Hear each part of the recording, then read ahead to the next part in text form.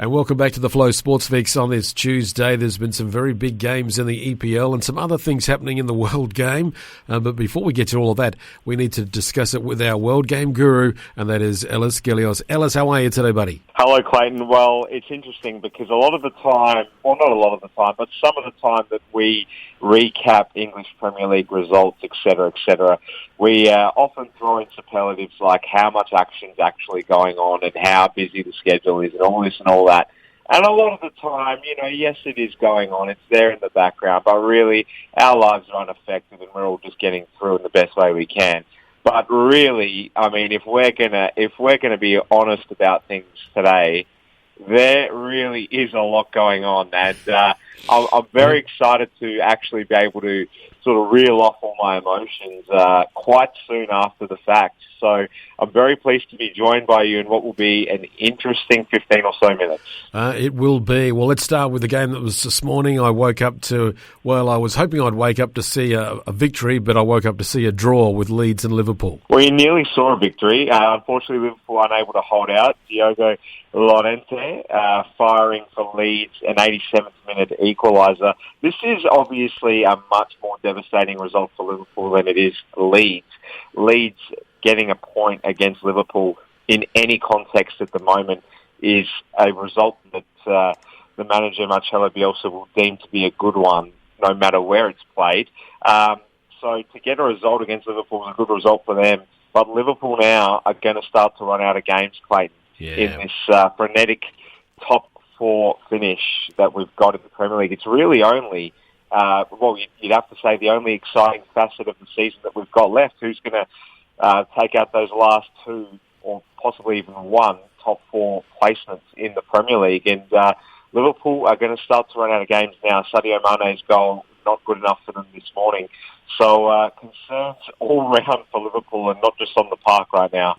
No, there's other concerns. And the Tottenham manager's been told don't come back anymore. And how do you feel about that? Did you see it coming? Do you think it was the right move for Tottenham? Yes and no. I saw it coming because Daniel Levy can be quite ruthless. I think the reason he's pulled the trigger in this instance is because Daniel Levy is all about appeasing Tottenham supporters by ensuring that the club performs really, really well off the park. That's the one thing that he gloats about the most. But right now, it's all about winning that trophy. They need to win that one trophy. And I think going with Jose Mourinho into this cup game that they've got on the weekend, it's a cup final, obviously, I don't think they were in very good nick to actually go out and win it. Under Jose Mourinho, their form has been that bad. So I think he's really relying on the new manager bounce to win a trophy and then reassess from there. But to do it 6 days out is pretty bizarre. But let's be honest, Jose Mourinho has not been convincing this season at all. Yeah. And really, it's about protecting the brand for Tottenham because, win, loss or draw, the manner of the football has been awful. They've become really difficult to watch. And this is a Tottenham team that were probably one of the most watchable teams in the Premier League under the previous manager, Mauricio Pochettino. So a combination of things building up for Daniel Levy, and he had to pull the trigger eventually, but I would have thought it'd be towards the end of the season or probably at the end of the season. To do it 6 days out of a very important cup game, for me, is just quite bizarre, but it's been a bizarre season. It has indeed. And, the topic we need to really talk about, the elephant in the room, you might want to say, is I need to get your thoughts on the European Super League that's been announced earlier this week. Are you for it? Are you against it? What are your thoughts, Ellis? Clayton, the only thing I can really liken it to is one of these sort of nightmares that doesn't end. You know how sometimes when you have a really, really bad dream and it becomes almost so ridiculous at a point that you realise it is definitely a dream, and you've just sort of got to get to that tipping point of the dream where it's all too much, and you just wake yourself up. It feels like that, but we're just not waking up out of it. It's just the worst news possible. Arsene Wenger floated the idea that this could happen some decade ago. No one took him seriously, and yet here we are. I mean, it's just all evil forces combining Anyone who, and there's not many people that do, but if there's anyone out there that wants their football club to be governed by Florentino Perez and one of the Glazier family members, then they need their head checked. Yeah. That's where we're heading under this proposed European Super League. Imagine a process where you are supporting a football club where there's no uncertainty of outcome, where it's 20 of the same teams every year, no prospects of any real underdog romance, just monotonous conglomerates competing against one another.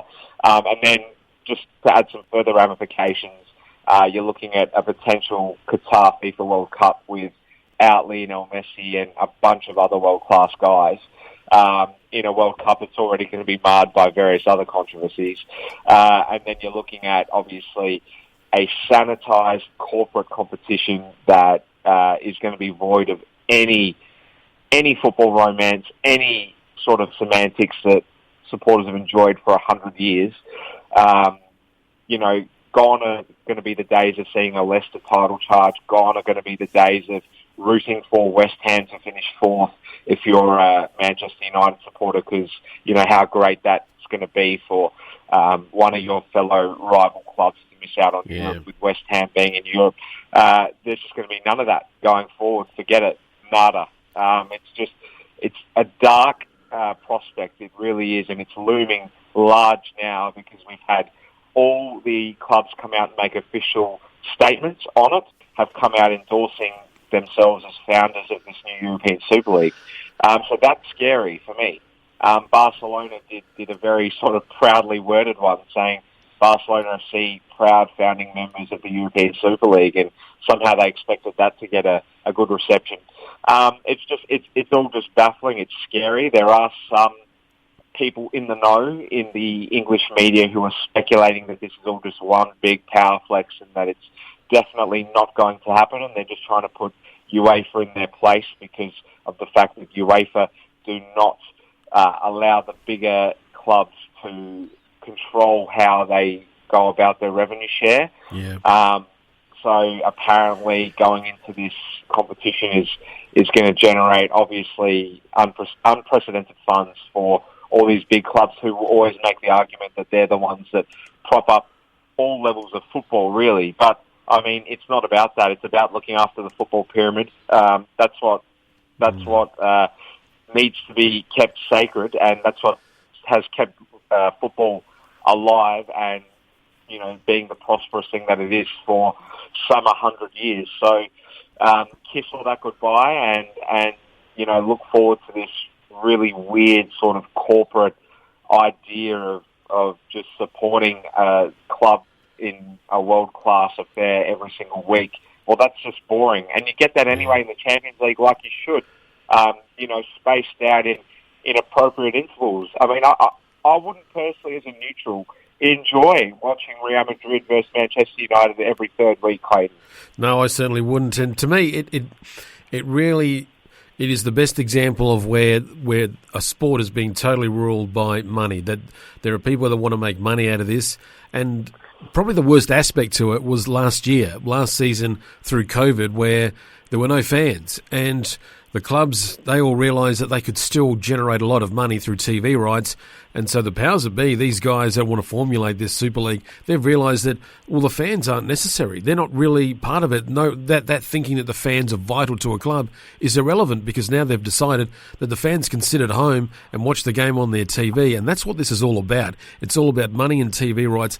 Everything else is irrelevant to it. And that's the thing that annoys me, that they're taking the fans away from being there at the game. And you know what it's like when you're at the ground, when you go to see your beloved Adelaide United, and they're there, you're amongst all your friends and you're cheering your team on, and you know that you can, through your cheering, you can get your side over the mark to get that vital goal or that vital defensive play that they need to do to keep them in the match. This takes all that away from it. And another thing to it, if, say, this was an Asian league and your beloved Adelaide United were going to be a part of it, how would you feel about that, Ellis? Well, I'll start by saying football was a sport born out of the work done by working class people, and it's about to be killed by corporate fat cats that have no inkling about anything at all.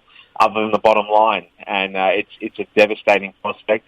But the only thing that will appease me is if everyone, at least based in Australia, decides to boycott this European Super League and start watching the A-League, which is the real Super League. Look, if Adelaide United were lucky enough to be called up to something like this, an Asian equivalent, then I'd have to reassess then.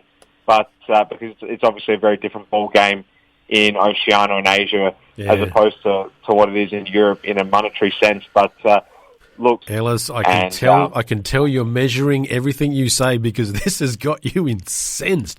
I can hear it in the tone of your voice, this whole Super League thing. And the way it's making you feel, and you're being very measured with me, so I appreciate and I thank you for being that. And that's, but I think this is a conversation we're going to have in a bit further detail again, but when we get a bit more out of it. But I can just tell you, I know how you're feeling. I feel the same. We've got people here who are football fans that are talking the same thing. We've had an article on the flownews24.com.au site. And I think when you get Prince William coming out, and he's the head of the president of the UK's Football Association, he's not a fan of it, and it's going to be bigger. I think there are still some things to happen over this, and we'll have to find out more about it. But I shall leave it there. I'll let you go calm down. It sounds like you need a coffee, and we will continue this wonderful conversation at another day. But I thank you for joining me on the Sports Fix today, and hopefully Liverpool can get a few wins before the end of the season, buddy. Yes, well, I might need something a little heavier than a coffee, considering how everything's going with Liverpool right now. But thank you once again, Clayton, for some good discussion, some very healthy discussion, and we'll speak to you again soon.